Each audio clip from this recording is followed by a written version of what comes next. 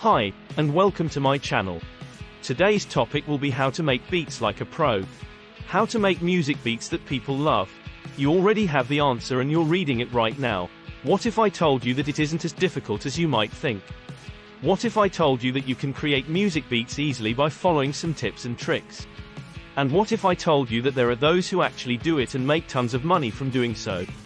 Do you want to be one of them too? If your answer is yes, then read on and let me share with you how to create music beats like a pro. Number 1. What are some basic tips and tricks I can use to make professional sounding beats? Use high quality equipment. Don't settle for anything less than the best sound quality. Save all of your work. Be true to yourself, even if it means offending some people with an explicit song or two.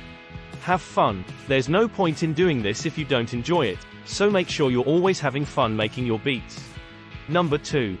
What equipment do I need in order to create my own beat? The most essential piece of equipment you'll need is your computer. In order to create your own beat, you're going to need access to music production software.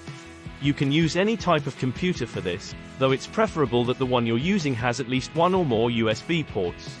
Number 3. What's a good way for me to produce music with lower quality equipment? The first thing you want to do is make sure your instrumentals are at the right tempo, which can be done in a variety of ways.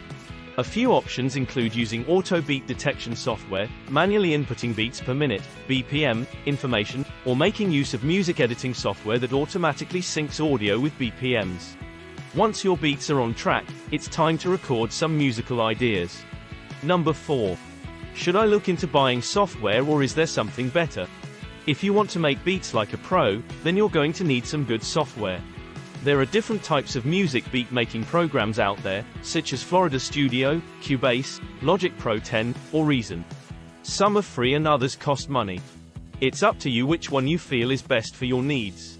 Number 5. What should I do when it comes time to start sequencing all my tracks together? Is there any advice you can give me on how I should come up with the next musical idea that will keep my listeners coming back for more? Thank you for watching my video. If you liked it, please consider subscribing and giving it a thumbs up.